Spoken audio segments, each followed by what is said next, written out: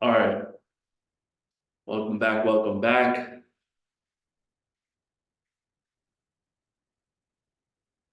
I want to talk about something today.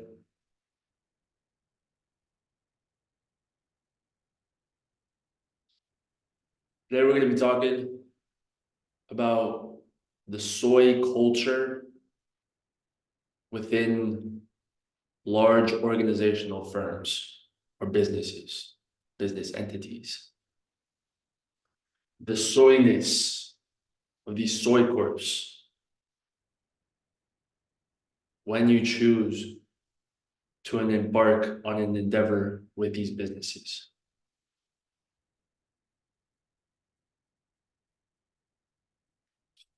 You have to understand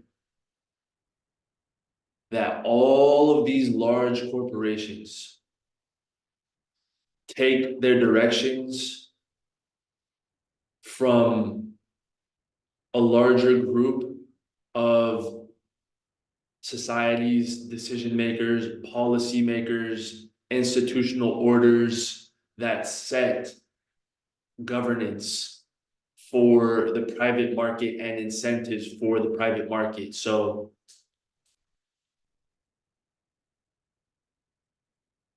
these people who set incentives, what I mean by incentives is that when they want something to take place in the private market, meaning private businesses and corporations, etc., they will place certain financial incentives to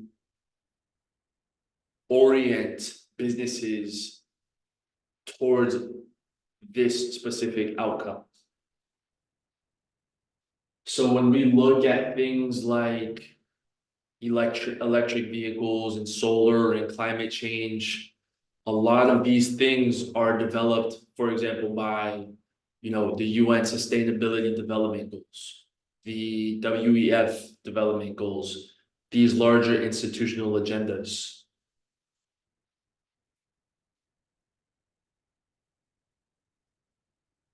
So these organizations, they might receive stronger tax breaks. They might receive tax credits. They might receive easier access to capital and funding and fundraising.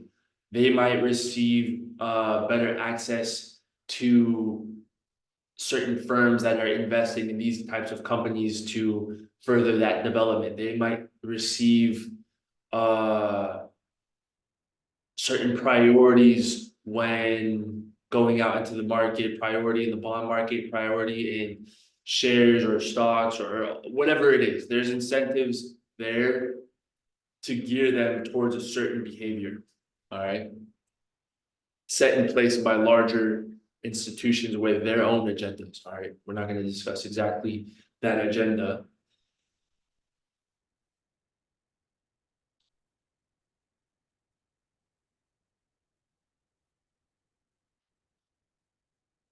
But for those of us who are aware, who do understand what's going on at a more macro level,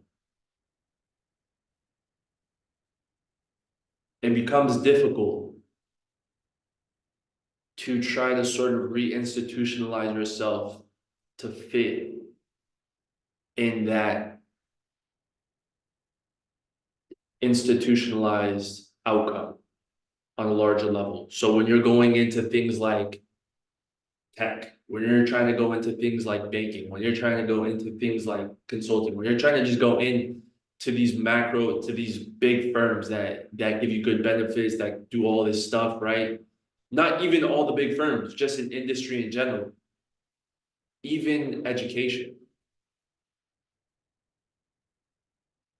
All of them are on board. You have to understand that every single one of them are on board with this. Almost all of them that I've seen personally.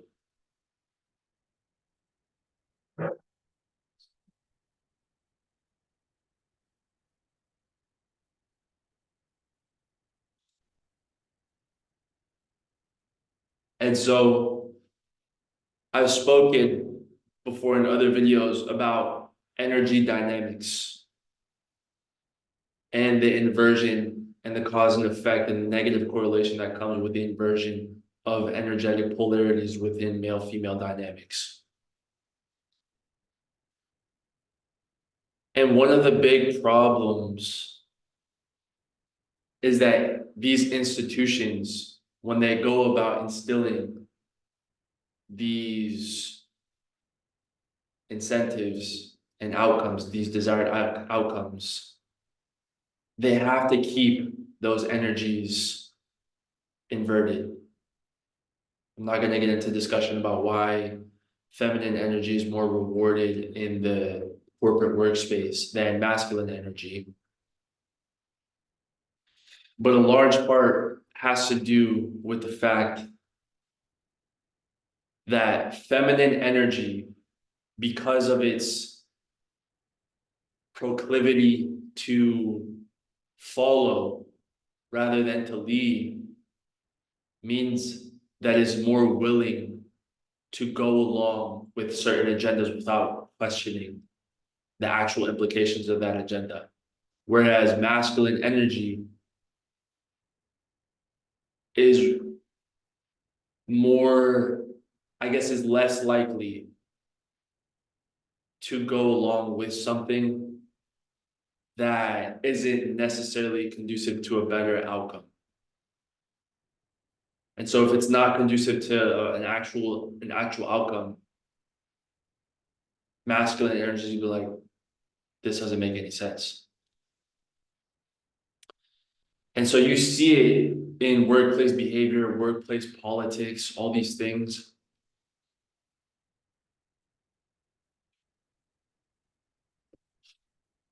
Is because it's all feminine energy. It's all feminine energy.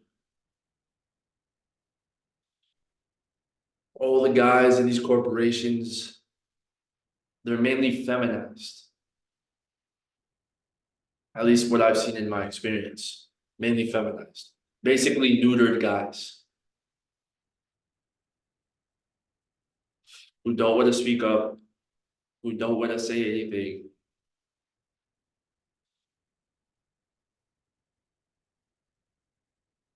Because it's just so political. It's very passive aggressive. And passive aggressiveness is a very feminine aspect, is a very feminine characteristic. Because a masculine characteristic when it comes to problem solving and everything like this is more direct. It's just, it's like, this is the problem. Let's work on it. Let's fix it. And then we work on it and then we fix it. And one of the big things that I struggled with, especially coming from an athletic background, is that I'm very used to having a coach, almost like a coach-like relationship in the hierarchy. So a coach, like a coach and a coachee or a coach athlete, if I fuck something up, the coach is just gonna say, "Oh, you're fucking this up. Let's just work on it and let's fix it." But it's not personal. I just know that if I'm trying to do this better and I'm not doing it right, it's the coach's job to point out that I'm not doing it right. And then I can go and fix it and I can get the outcome that I want. And so this is just a very direct, non-personal thing that happens in the spaces of athletics. It's just like, oh, do this. Oh, you're not doing that right. Let's fix it. But that dynamic,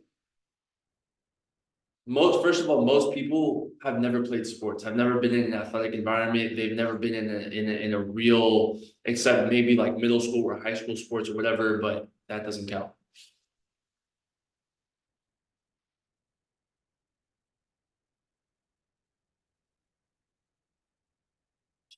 And that teaches you so much about life. It teaches you so much just about objective feedback that a lot of times it's not about you. It's about getting the outcome that is needed to succeed. And a lot of times what I've witnessed and what I've noticed in these organizations is a very personal feeling towards criticism and towards feedback. So it makes it hard to have effective communication when people don't know how to take constructive criticism or to give constructive criticism. That makes sense.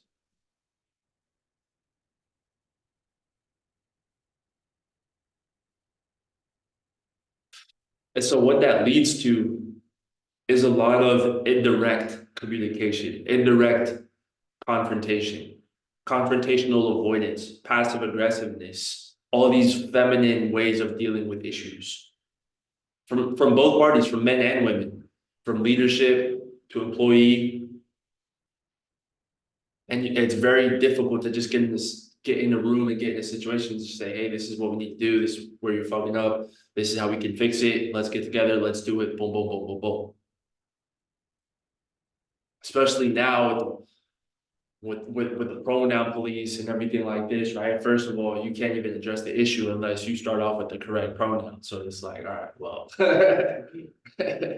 you know what I mean? There goes that. So,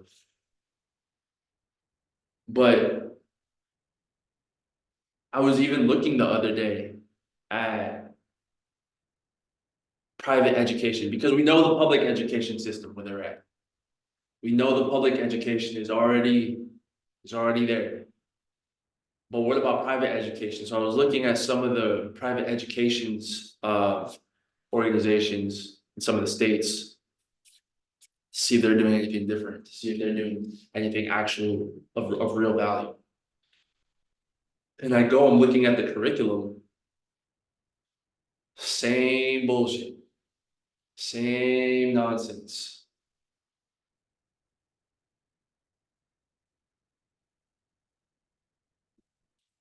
Wasting time, wasting precious youth time of what is actually supposed to be helping, of what actually is supposed to be teaching these kids.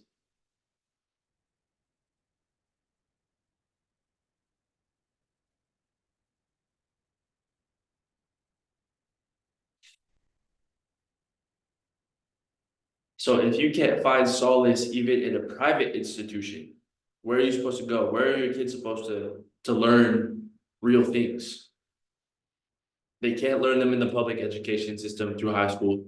They can't learn it in the public university system. Who's gonna teach them? So they grow up, the people, which is most people go through all these institutions, by the time they get into the corporation, by the time they get into these organizations, they're so on on something else. It's like by the time they get there, it's like you're too late. You cannot change how that person was molded. And the way that person is molded proliferates in the way that the majority of the people were molded. And that shows in the way of the culture of an organization.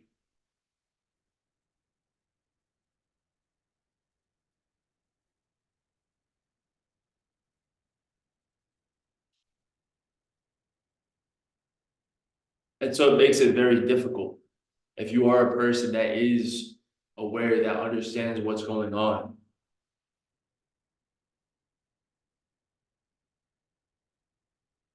Because all of these institutions are in on it. All of these institutions are in on it. So if you want to go to try to still better your life and escape, your situation and do all these things, it's like, well, you're gonna have to you might have to bite the bullet. Either you bite the bullet or you figure out your own way. Those are really the two options. You bite the bullet or you try to figure out your own way. And biting the bullet is a hard one. I think that's the route that most people go.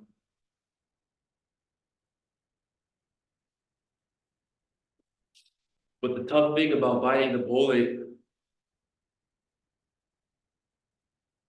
is that it's almost like a death by a thousand cuts. Right, you have the two death scenarios and this sort of like the art of war, right? It's like death by one big blow or death by a thousand cuts. And the issue with biting the bullet is that people underestimate how much the environment that they're in affects their behavior and how much that also affects their perception. So when you bite the bullet and you spend all this time in this environment, it's going to alter your behavior. It's going to alter your behavior so that you're more approachable and more easily malleable to fit in with that environment. And so it slowly starts kind of like corrupting you in a sense.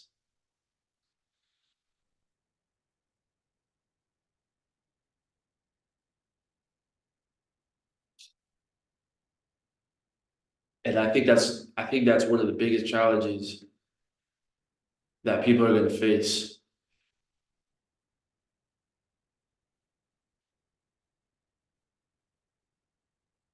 Because it just seems like wherever you go, they're all in on it. They're all in on it. You know what I mean? So it doesn't really make any sense.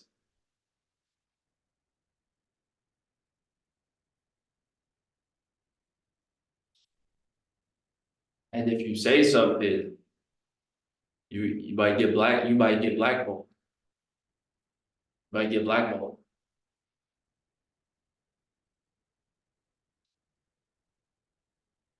So yeah.